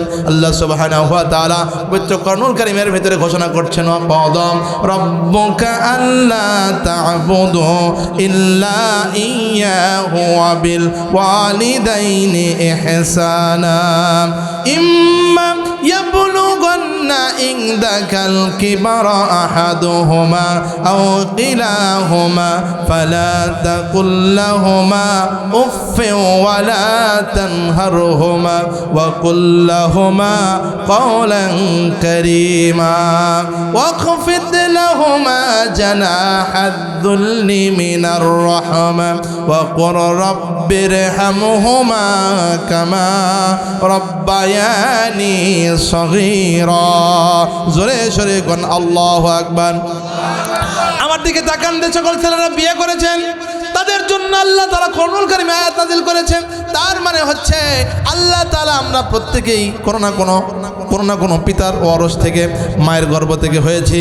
আমরা প্রত্যেকেই কোনো না কোনো মাতার সন্তান। আল্লাহ তাআলা বলতেছেন, ওয়াকাদা রাব্বুকা আল্লা তা'বুদু ইল্লা ইয়্যাহু ওয়া বিল ওয়ালিদাইনি ইহসানা। তোমার প্রভুর পক্ষ থেকে ফয়সালা হয়ে গিয়েছে, আল্লাহ ছাড়া অন্য কারো ইবাদত করা যাবে না, আল্লাহ ছাড়া অন্য কারো গোলামি করা যাবে না, আল্লাহ ছাড়া অন্য কারো দাসত্ব করা যাবে না। আল্লাহ তাআলার গোলামি করার পর ওয়া বিল ওয়ালিদাইনি ইহসানা, পিতা এবং মাতার সঙ্গে সুন্দর আচরণ করতে হবে, উত্তম ব্যবহার করতে হবে। আল্লাহর কোরআনুল কারীমে নামাজের ব্যাপারে যত বিস্তারিত আসে নাই, তার চাইতে ভেঙে ভেঙে আল্লাহ তাআলা পিতা এবং মাতার জন্য আয়াতগুলো নাযিল করেছে। জোরে কোন সুবহানাল্লাহ। নামাজের ব্যাপারে এসেছে আকিমুস সালাম, নামাজ কায়েম করো। ফজরের নামাজ কয় রাকাত? নবীজি হাদিসের ভিতরে বলেছেন, কোরআনের ভিতরে নাই। জোহরের নামাজ কয় রাকাত? আল্লাহর রাসূল হাদিসের ভিতরে বলেছে, কোরআনের ভিতরে নাই। কিন্তু পিতামাতা বৃদ্ধ হয়ে গেলে কি আচরণ করতে হবে, কিরকম কথা বলতে হবে, আল্লাহ তাআলা সব কিছু ভেঙে ভেঙে কোরআনুল কারীমের ভিতরে দিয়েছেন। জোরে জোরে কোন সুবহানাল্লাহ।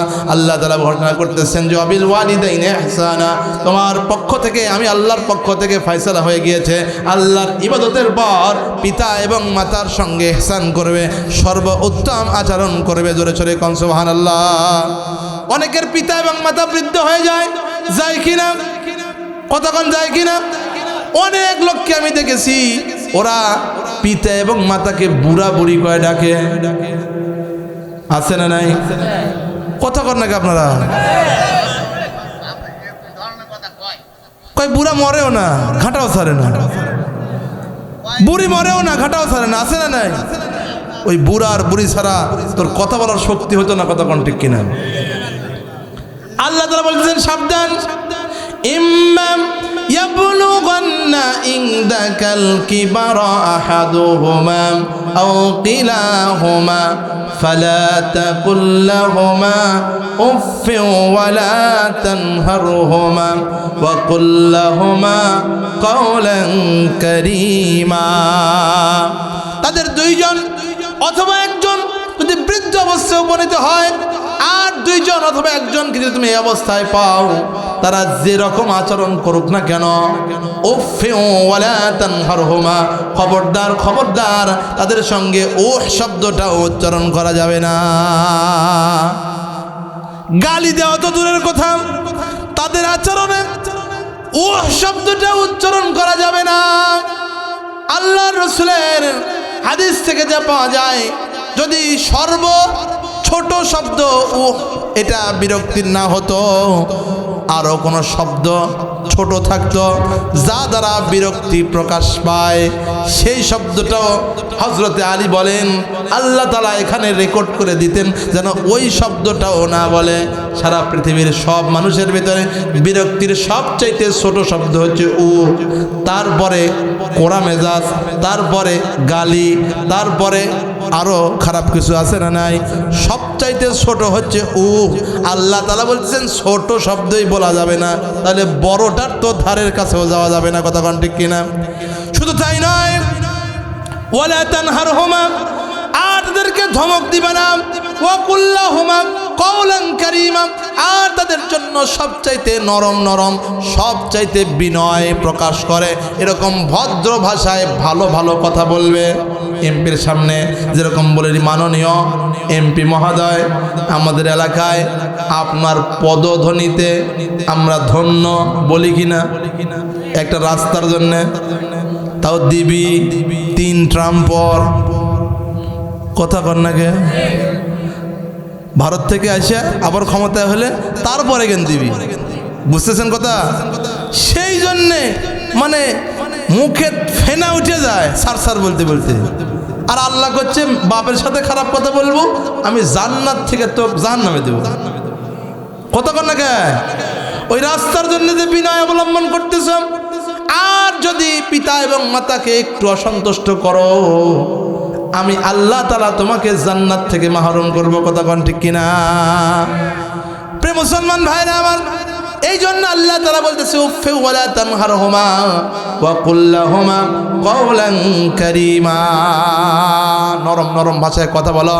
এমপি, মন্ত্রী, প্রাইম মিনিস্টার, ডোনাল্ড ট্রাম্প যত বড় ক্ষমতাশীল আছে না কেন, তাদের সঙ্গে যে কথা বলো তার চাইতে নরম ভাষায় কথা বলো। বেহেশতের মালিক বানায় দিবে কে?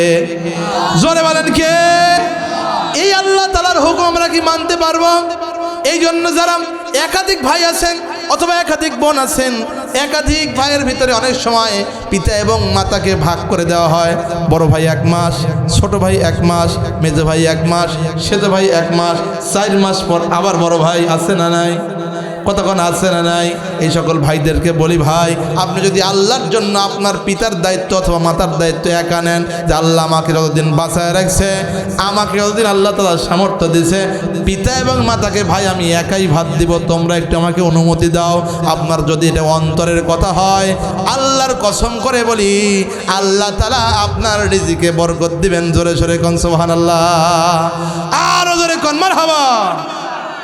আল্লাহ রাসূল সাল্লাল্লাহু আলাইহি ওয়াসাল্লাম ঘোষণা করেছেন, কেউ যদি পিতা এবং মাতার খেদমত করে, আল্লাহ সুবহানাহু ওয়া তাআলা তাকে হায়াতের ভিতরে বরকত দেয় এবং সম্পদের ভিতরে বরকত দান করে। জোরে কোন সুবহানাল্লাহ। কেউ যদি চায় তার সম্পদ বৃদ্ধি হোক, সেজন্য পিতা মাতার খেদমত করে এবং আত্মীয় স্বজনের সঙ্গে ভালো ব্যবহার করে। পিতা এবং মাতার মৃত্যুর পর ফুপুদের সঙ্গে এবং খালাদের সঙ্গে ভালো আচরণ করে, আল্লাহ তাআলা তার সম্পদের ভিতরে বরকত দিবেন। জোরে সরে কোন সুবহানাল্লাহ। কিন্তু আমরা অনেক ভাতিজা আছি, ফুপুর সম্পদ এখনো দেয়নি, বাবা ভুল করে গেছে, দাদার মৃত্যুর 10 বছর পরেও ফুপুদের সম্পদ দেয় না, কথা কোন ঠিক কিনা? ভাতিজা যদি জ্ঞানবান হয়, ভাতিজা ক্ষমতা পাওয়ার পরে প্রধান দায়িত্ব হচ্ছে ফুপুর সম্পদ বের করে দেওয়া। আমার কথা কি বুঝতেছেন ভাই? জোরে কোন, বোঝা যায়? আপনার বাবা মারা গেছে, বাবার মৃত্যুর পর এই বছর মৃত্যুর পর যদি 10 হাত দড়িও থাকে, ওই দড়ির মালিকও কিন্তু আপনার বোন, কথা কোন ঠিক কিনা? আপনি যদি 2 হাত পান, ওই দড়ির 1 হাত পাবে আপনার বোন, কথা কোন ঠিক কিনা? জমি তো দূরের কথা, দড়িরও মালিক কিন্তু বোন। এই জন্য যদি বাঁচতে চান, হক সরাসরি দান করে দেন। কি ভাই করা যাবে ইনশাল্লাহ?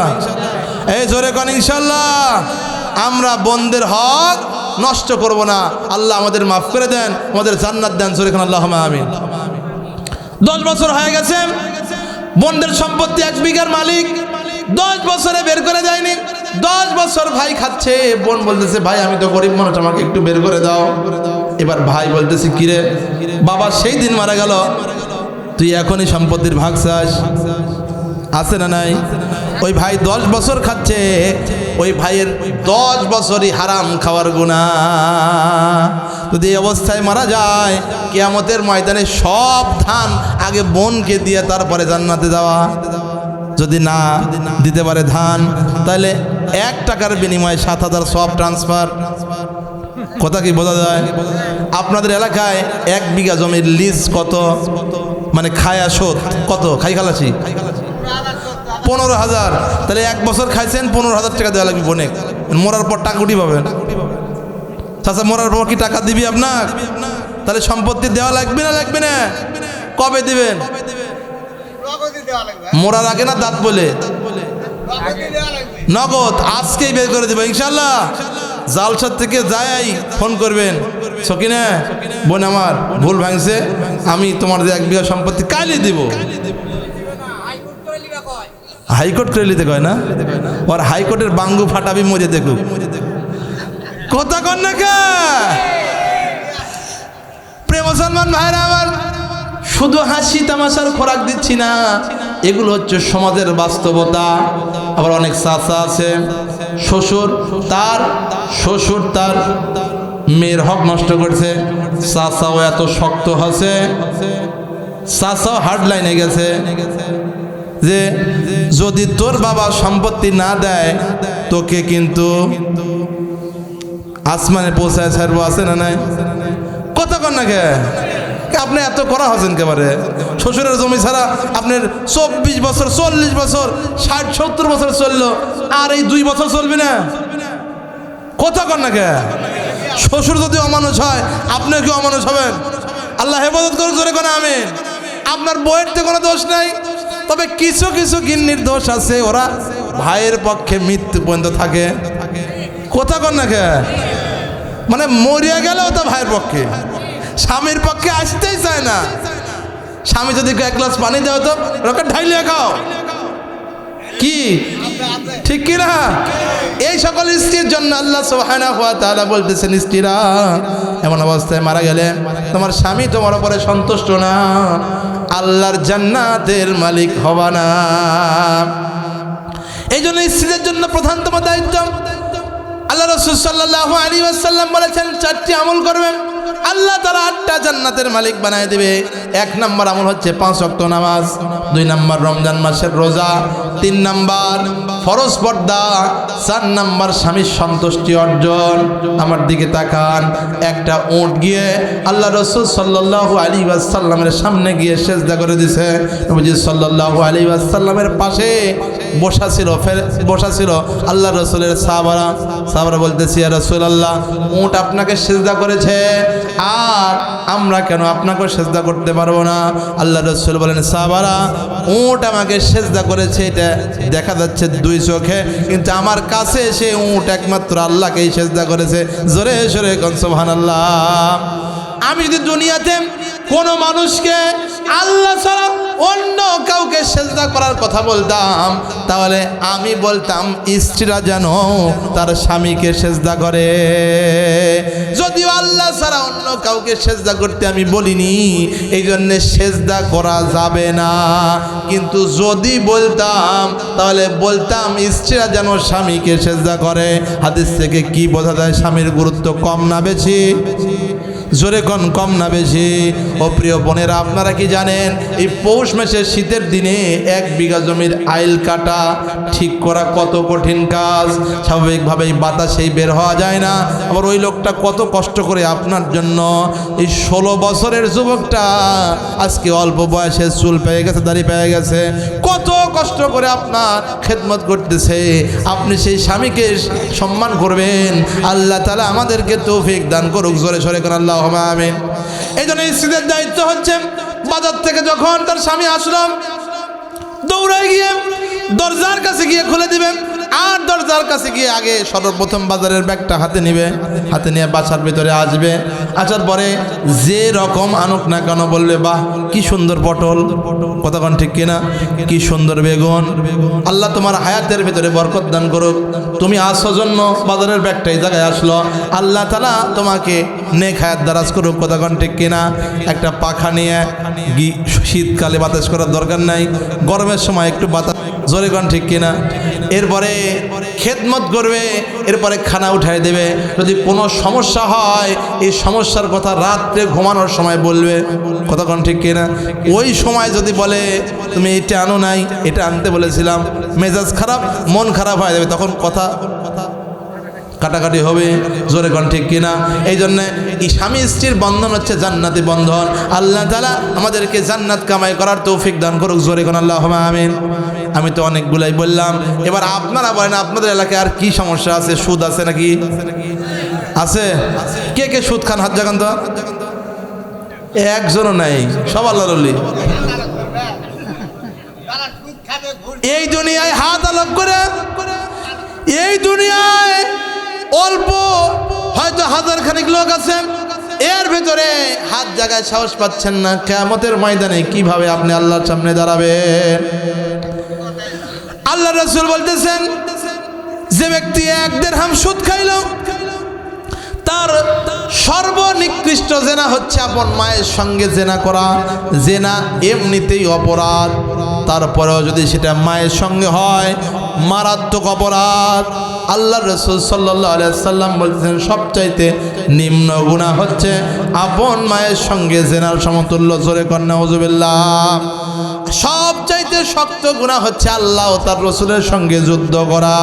হিসাব করে সুদ খায়েন, সাধারণ মেম্বারের সাথে যুদ্ধ করে পারা যায় না, দল যদি ক্ষমতায় থাকে। আর আল্লাহর সঙ্গে আপনি যুদ্ধ করতেছেন, যে দল সব সময় ক্ষমতায়। মৃত্যুর পরে আল্লাহর সাহায্য ছাড়া কোনো উপায় নাই, কবরের ভিতরে আল্লাহর সাহায্য ছাড়া কোনো উপায় নাই, হাসরের ময়দানে আল্লাহর সাহায্য ছাড়া কোনো উপায় নাই। কবরের ময়দানে, কবরের ভিতরে সর্বনিম্ন 40,000 বছর থাকা লাগবে। আর মৃত্যুর পর হাসরের ময়দানে 50 আলফা সানা, 50,000 বছর কিয়ামতের ময়দানে দাঁড়ায় থাকা লাগবে। আর গুনাহগার উম্মতের মাথাগুলো টাস টাস করে ফুটতে থাকবে। পানি যেরকম হাড়ির ভিতরে দিলে অল্প কিছু সময় পর পানি টকবক টকবক করে ফুটতে থাকে, গুনাহগার উম্মতের মাথাগুলো টকবক টকবক করে ফুলতে থাকবে। প্রত্যেকেই বলবে, নফসি নফসি, আল্লাহ আমারে বাঁচাও, আল্লাহ আমারে বাঁচাও, আল্লাহ আমারে বাঁচাও। সমস্ত মানুষ এই কঠিন পরিস্থিতি থেকে রক্ষা পাওয়ার জন্য চলে যাবেন আদি পিতা হযরতে আদম আলাইহিস সালামের কাছে। আদম আলাইহিস সালামকে বলবেন, হে আমাদের আদি পিতা আদম আলাইহিস সালাম, আল্লাহ সুবহানাহু ওয়া তাআলা আজকে একটু আমাদের জন্য বিচারের কার্যটা সম্পাদন করুক, কারণ আজকে আমরা এই কঠিন পরিস্থিতিতে আর থাকতে পারতেছি না। আল্লাহ সুবহানাহু ওয়া তাআলার পয়গম্বর হযরতে আদম আলাইহিস সালাম বলবে, আমার কোনো ক্ষমতা নাই আজকে এই ময়দানে কথা বলার, তোমরা চলে যাও জাতির পিতা ইব্রাহিম আলাইহিস সালামের কাছে। সব মানুষ চলে যাবে ইব্রাহিম আলাইহিস সালামের কাছে। ইব্রাহিম আলাইহিস সালাম বলবে, আমার কোনো ক্ষমতা নাই, চলে যাও হযরতে মূসা আলাইহিস সালামের কাছে। সবাই চলে যাবে মূসা আলাইহিস সালামের কাছে, গিয়ে বলবে, আমার কোনো ক্ষমতা নাই, চলে যাও ঈসা আলাইহিস সালামের কাছে। ঈসা আলাইহিস সালাম বলবে, আমি তো পারবই না, তোমরা চলে যাও শেষ জামানা পয়গম্বর মুহাম্মদুর রাসূলুল্লাহ সাল্লাল্লাহু আলাইহি ওয়াসাল্লামের কাছে। প্রিয় উম্মত এবং ভাইরা আমার, আজকে ওই রাসূলের আমরা পদাঙ্গ অনুসরণ করি না, যে রাসূলের সুপারিশ ছাড়া কোনো মানুষ জান্নাতের ভিতরে যাইতে পারবে না। ওই রাসূলের আজকে আমাদের মুখে দাড়ি নাই, আমাদের পাঞ্জাবি নাই, আমাদের জামা নাই, যার যা মন চায় তাই তা পড়তেছি।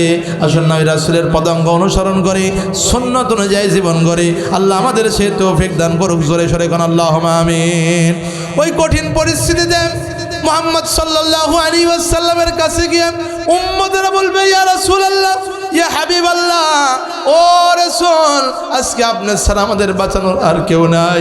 নবীজি সাল্লাল্লাহু আলাইহি ওয়াসাল্লাম সিজদায় পড়ে যাবে, আল্লাহর কাছে কত কাল থাকবে আল্লাহ তাআলা ছাড়া কেউ ভালো জানেন না। কত কাল থাকবে, ইয়া রাসূল সাল্লাল্লাহু আলাইহি ওয়াসাল্লাম কাঁদতে থাকবে, ইয়া উম্মতি, ইয়া উম্মতি, আল্লাহ আমার উম্মতের কি হবে, আল্লাহ আমার উম্মতকে বাঁচাও, আল্লাহ আমার উম্মতকে বাঁচাও। আল্লাহ তাআলা বলবেন, নবী হে মাথা উঠান, আজকের দিন আপনার কান্নার দিন নয়, আপনি সুপারিশ করতে থাকেন, আপনার প্রত্যেকটা উম্মতকে আমি আল্লাহ জান্নাতে পৌঁছায় ছাড়বো। কথা কোন ঠিক কিনা? প্রিয় মুসলমান ভাইরা আমার, নবীজি সাল্লাল্লাহু আলাইহি ওয়াসাল্লাম ওই সময় গুনাহগার উম্মতদেরকে 3 জায়গায় বেশি বেশি খোঁজাখুঁজি করবেন। আল্লাহ রাসূল হাদিসে পাকের ভিতরে বলে, কিয়ামতের ময়দানে কঠিন পরিস্থিতিতে আমাকে তোমরা 3 জায়গায় পাবে। এক জায়গায় হচ্ছে পুলসিরাতের ঘাটে, যে জায়গায় নিচেই জাহান্নাম, কেটে মানুষগুলো জাহান্নামের ভিতরে পড়ে যাবে, আমাকে ওই জায়গায় পাবে। ওখানে যদি না পাও, তোমরা চলে যাবে মিজানের দাড়ি পাল্লার কাছে, ওই জায়গায় তোমরা আমাকে পাবে। নেকি এবং বদির ওজন করা হচ্ছে, যার নেকি কম হবে আর গুনাহ বেশি হবে সে জাহান্নামে যাবে। আমি রাসূল চেষ্টা করব আমার গুনাহগার উম্মতদেরকে জান্নাতে পৌঁছানোর জন্য। আল্লাহ আমাদের তাকদিরে তুমি জান্নাত লিখে দাও। জোরে কোন আল্লাহুম্মা আমিন। প্রিয় মুসলমান ভাইরা আমার, আল্লাহ রাসূল বলেন, ওখানেও যদি না পাও, জাহান্নামের গেটে যাবে। ওই জাহান্নামের গেটে গুনাহগার উম্মতদেরকে আমি সুপারিশ করে জান্নাতের ভিতরে নিয়ে যাব। প্রিয় ভাইরা আমার, একটা সন্তানকে হাফেজ বানান, একটা সন্তানকে হাফেজ বানান। একটা সন্তান যদি হাফেজ হয়, 10 জন জাহান্নামীকে আল্লাহ তাআলার জান্নাতে নিয়ে যাবে। 10 জন জাহান্নামীকে সুপারিশ করে আল্লাহর জান্নাতে নিয়ে যাবে। হাফেজ সাহেব যখন চলতে থাকবে আল্লাহ সুবহানাহু ওয়া তাআলা তাকে বলবেন, ও হাফেজ তুমি জান্নাতের দিকে রওনা দাও। হাফেজে কোরআন তখন জান্নাতের দিকে রওনা দেবে। হাফেজে কোরআন জান্নাতের দিকে রওনা দেওয়ার পর হঠাৎ করে বাম দিকে তাকাবে, তাকায় দেখে জন্মদাতা পিতা হাউমাউ করে কাঁদতেছে জাহান্নামের ভিতরে। হাফেজে কোরআন থেমে যাবে, আল্লাহ তাআলার কাছে বলবে, আল্লাহ আমি কেমনে জান্নাতে যাব?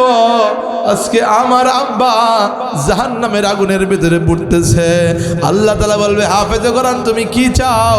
হাফেজে কোরআন বলতে থাকবে, আল্লাহ আমার পিতাকে তুমি জাহান্নাম থেকে বের করার তৌফিক দাও। আল্লাহ বলবেন, শুধু পিতাকে না, ওই রকম 10 জন জাহান্নামের ভিতরে যাও, তোমার জন্য আমি আল্লাহ জাহান্নামের আগুনকে স্পষ্ট করা হারাম করে দিয়েছি। বাছাই বাছাই করিয়া 10 জনকে, সর্বনিম্ন 10 জনকে আমার জান্নাতে নিয়ে যাও। জোরে কোন সুবহানাল্লাহ। এই জন্য প্রিয় ভাই, একজন সন্তানকে হাফেজ বানান, একজন সন্তানকে হাফেজ বানান। আল্লাহ তো সুবহানাহু ওয়া তাআলার কাছে প্রার্থনা, আল্লাহ আমাদের সন্তানদেরকে তোমার কোরআনের হাফেজ হিসেবে কবুল করেন। জোরে কোন আল্লাহুম্মা আমিন।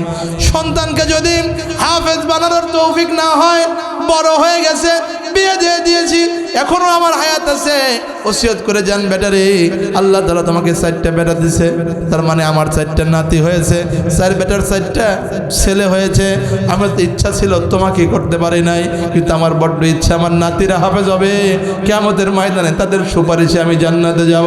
আপনি বলতে থাকেন মৃত্যু পর্যন্ত আপনার সন্তানদেরকে যত টাকার মালিক হোক না কেন, এমনও হতে পারে যখন আপনার লাশটা খাটিয়ায় করে কবরস্থানে দাফন করে দিবে, মাটি যখন মাটিতে হাতটা মেখে যাবে, ওই হাত দিয়ে যখন মোনাজাত করবে, হতে পারে দেখে মনে হবে, আরে বাবা সব সময় বলতো তোমার সন্তানকে হাফেজ বানাও, তোমার সন্তানকে হাফেজ বানাও। ওই সময় হয়তো আপনার ওই নাতিটাকে মাদ্রাসায় ভর্তি করে দিতে পারে। নাতি যখন কোরআনের হাফেজ হবে, হতে পারে ওই ওসিলায় আল্লাহ তাআলা আপনাকে আমাকে মাফ করবে ভাই। এই জন্য প্রিয় ভাইরা আমার, সন্তানের ভিতরে সবচাইতে যেটা ভালো এটা আল্লাহকে দেন, সবচাইতে যেটা মেধাবী এটা আল্লাহকে দেন, সবচাইতে যেটা ব্রেনিয়ান এটা আল্লাহকে দেন। শুধু এরকম মনে করেন না যে আমার এই সন্তানকে ডাক্তার, এটাকে মাস্টার, এটাকে ব্যারিস্টার, না, সব সন্তানকে আগে কোরআনের জ্ঞান দিবেন। মসজিদটাকে আল্লাহ সুবহানাহু ওয়া তাআলার মারকাজ বানাতে হবে, কথা কোন ঠিক কিনা? দ্বীনের কেন্দ্র বানাতে হবে, এইখান থেকে বাচ্চাদের কোরআন শিখাতে হবে। এই কুশাবাড়ির একটা সন্তানও যেন এমন না থাকে যে সন্তানটা কোরআন শিখে নাই। এইভাবে যদি আমরা প্ল্যান করতে পারি, আল্লাহ তাআলা কবুল করবেন, কথা কোন ঠিক কিনা? প্রিয় ভাই, সামনে রমজান মাস আসতেছে, যারা এলাকার ব্যক্তিবর্গ আছেন এই সামনে রমজান মাসে প্ল্যান নেন। ইমাম সাহেব যিনি আছেন, ইমাম সাহেব ভাই প্ল্যান নেন যে এই গ্রামের একটা মানুষও যেন কোরআন শরীফ থেকে মাহরুম না হয়, কতক্ষণ ঠিক কিনা? যারা বয়োবৃদ্ধ আছেন এদের জন্য একটা ব্যাচ করবেন, যারা মিডিল ক্লাস মানে মাঝ বয়সী আছে, ইয়াং যুবক আছে, এদের জন্য একটা ব্যাচ করবেন, যারা ছোট ছোট বাচ্চা আছে এদের জন্য একটা ব্যাচ, 3 ব্যাচ পুরা রমজান মাসে কোরআন শরীফ শিখবে, কতক্ষণ ঠিক কিনা? আপনাদেরকেও বলি, আপনারা ফ্রি শিখবেন না? প্রিয় মুসলমান ভাইরা আমার, আল্লাহর কোরআনের জন্য 2000 টাকা খরচ হোক, এটা কোনো ব্যাপার না। সেদিন আমাদের এলাকার প্রসিদ্ধ একজন লোক আছেন, অ্যাডভোকেট আলী আসগন খান সাহেব, উনি বলতেছে, হুজুর সকালবেলায় মাদ্রাসায় আসবো, বের হয়েছি, নাতনি বলতেছে দাদু একটু বাজারে যাব, ছোট বাচ্চা নিয়ে আসছে, বাজারে একটা চকলেট কিনছে 320 টাকা দাম, এরকম হাজার টাকা চলে যায়। আল্লাহর কোরআন শিখতে গিয়ে যে 6 মাসে 12,000 টাকাও খরচ হয়, এই টাকা চকলেট খাওয়ার মতো নষ্ট হবে না, কতক্ষণ ঠিক কিনা? প্রিয় মুসলমান ভাইরা আমার, এই জন্য সর্বপ্রথম দায়িত্ব হচ্ছে কোরআনুল কারীমের আইন যদি আমরা পাশ করতে চাই, বাড়ি থেকে শুরু করতে হবে। সমস্ত মানুষকে কোরআন পড়াতে হবে, সমস্ত মহিলাদেরকে পর্দায় রাখতে হবে। অনেক মানুষ আছে ওরা মহিলাদেরকে পর্দায় রাখে না, অথচ একজন পুরুষের জন্য 3টা দায়মি ফরজ।